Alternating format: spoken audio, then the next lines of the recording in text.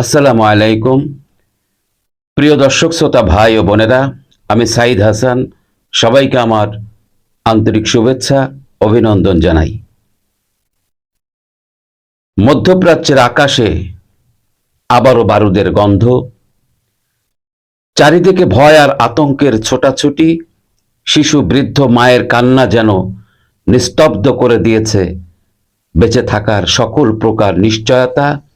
যুদ্ধগ্রস্ত মানুষগুলি সৃষ্টিকর্তার কাছে দুহাত তুলে ফরিয়াদ করে বলছে, আমরা মরণঘাতী যুদ্ধ চাই না। আমরা শিশু বৃদ্ধ সন্তান পরিবার নিয়ে সুখে শান্তিতে বেঁচে থাকতে চাই। সৃষ্টিকর্তা, হে আল্লাহ, তুমি আমাদেরকে রক্ষা করো, আমাদেরকে বাঁচাও। এই যে হৃদয় ব্যথিত আত্মচিৎকার শোনার মতো কোনো আপনজন নেই। ইসরায়েল আর ইরানের মধ্যে তীব্র উত্তেজনা আজ শুধু কথার লড়াইয়ে সীমাবদ্ধ নয়, এটি রূপ নিচ্ছে এক ভয়াবহ সামরিক সংঘাতে। পাল্টাপাল্টি দুই পক্ষই ভয়াবহ আঘাত আর ধ্বংসের খেলায় মেতে উঠেছে ইরান এবং ইসরায়েল। ইরান স্পষ্ট জানিয়ে দিয়েছে, ইরানের প্রতি চোখ রাঙালে সেই চোখ এক এক করে তুলে ফেলা হবে। ইরান চুপচাপ থাকে না, আর যখন জবাব দেয় সেটা হয় বিস্ফোরণ দিয়ে। ইরানের কৌশল ও শক্তি প্রকাশ। ইরান কখনো নিজের শক্তি সহজে প্রকাশ করে না, তবে যেদিন করে সেদিন বিশ্ব কেঁপে ওঠে। হরমুজ প্রণালী, হিজবুল্লাহ, হুতি বাহিনী, সিরিয়া, চারপাশে ইরান তার প্রভাব বিস্তার করে রেখেছে। ইসরায়েলকে চাপে রাখতে ইরান ব্যবহার করছে ড্রোন, ব্যালিস্টিক মিসাইল এবং সাইবার হামলার মতো আধুনিক কৌশল। ইসরায়েল আজ বুঝতে পেরেছে, ইরান একটি দেশ নয়, এটি একটি অদম্য প্রতিরোধ শক্তির নাম। ইসরায়েলের প্রতিক্রিয়া ও দুর্বলতা। ইসরায়েল হয়তো আধুনিক অস্ত্রে শক্তিশালী, কিন্তু মনোবলে পিছিয়ে পড়েছে। যখন গাজায় হামলা চালায় তখন হিজবুল্লাহ সীমান্তে আঘাত হানে। যখন সিরিয়ায় হামলা করে তখন ইরান ব্যালিস্টিক মিসাইল দিয়ে জবাব দেয়। ইসরায়েল এখন ভাবছে, কি ভেবেছিলাম আর কি হয়ে গেল। বেশি লাফালাফি করলে যে এবার পুরো অঞ্চলে আগুন লেগে যাবে, সেটা তারা বুঝতে শুরু করেছে। ভবিষ্যতের যুদ্ধ এবং বিশ্লেষণ। বিশ্ব রাজনীতিতে ইরান আর ইসরায়েলের এই সংঘাত শুধু দুই দেশের ব্যাপার না, এতে জড়িয়ে আছে আমেরিকা, রাশিয়া, চীন, এমনকি সৌদি আরব।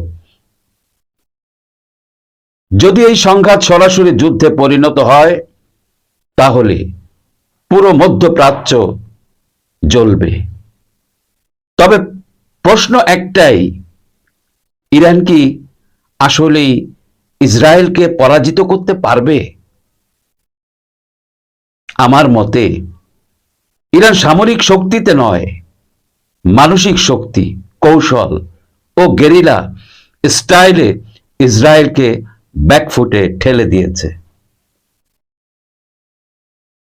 এই লড়াই শুধু অস্ত্রের নয়, এটা সাহস, মনোবল, কৌশল আর আদর্শের যুদ্ধ। যুদ্ধ কখনো ভীতু আর দুর্বলেরা যুদ্ধের মাঠে জয়ী হতে পারে না।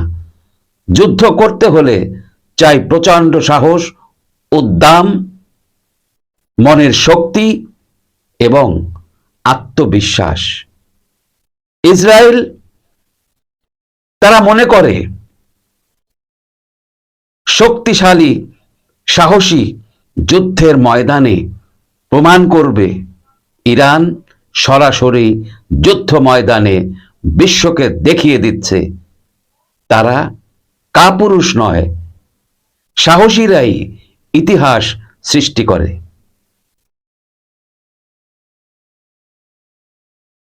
আপনি কি মনে করেন ইরান ইসরায়েলকে চিরতরে থামিয়ে দিতে পারবে?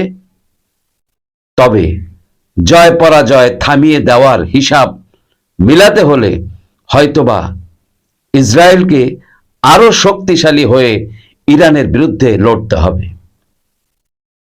তা না হলে ইরানকে সহজে ইসরায়েলের পক্ষে ইরানকে পরাজয় করা সম্ভব নয়।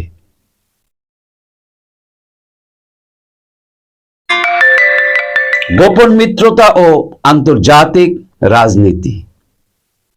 ইসরায়েলের পেছনে যেমন রয়েছে আমেরিকা, তেমনি ইরানের পেছনে রয়েছে রাশিয়া ও চীন, এবং আরো শক্তিশালী কয়েকটা দেশ ইরানকে সমর্থন জানাচ্ছে বলে সংবাদ মাধ্যমে প্রকাশ করে যাচ্ছে। এতে ইরানের জন্য যদিও সুখবর, ইসরায়েলের পক্ষে আমেরিকা তিনি সহজে বিষয়টি মেনে নিতে পারছে না। ইসরায়েলের পক্ষে প্রেসিডেন্ট ডোনাল্ড ট্রাম্প ইসরায়েলকে একচাটিয়া সমর্থন করছে।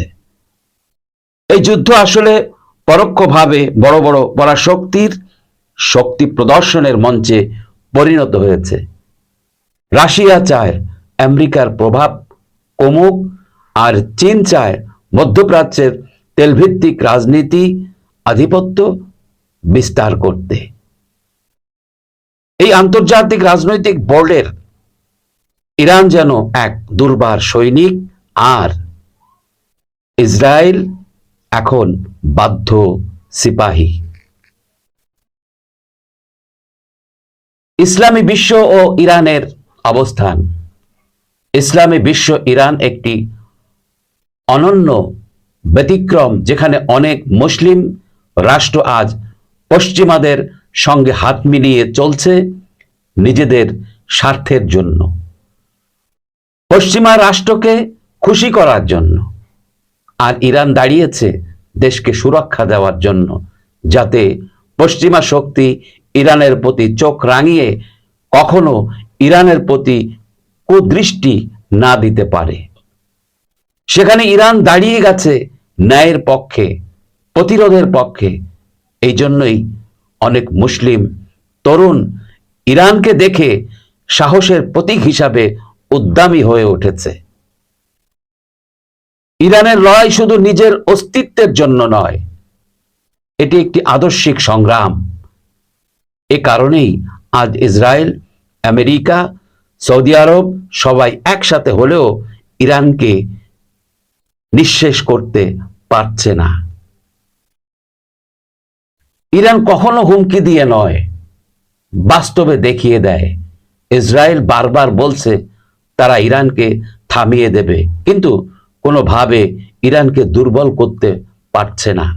অথচ বাস্তবতা হলো ইরান দিন দিন আরো শক্তিশালী হয়ে উঠেছে। এই যুদ্ধ শুধু মিসাইল আর ড্রোনের নয়, এটি মনোবল, নীতি ও আত্মবিশ্বাসের লড়াই। আপনার মতে এই সংঘাত কোথায় গিয়ে ঠেকবে? মন্তব্যে আপনার দৃষ্টিভঙ্গি জানাতে ভুলবেন না। আর যদি এই ভিডিও আপনার ভালো লেগে থাকে তাহলে লাইক দিন, শেয়ার করুন এবং অবশ্যই চ্যানেলটি সাবস্ক্রাইব করুন। ভিডিওটি সম্পূর্ণ দেখার জন্য আমাদের পক্ষ থেকে আপনাদের সবাইকে জানাই আমার আন্তরিক অভিনন্দন, শুভেচ্ছা এবং ভালোবাসা। সবাই সুস্থ থাকবেন, ভালো থাকবেন। আল্লাহ হাফেজ। আসসালামু আলাইকুম।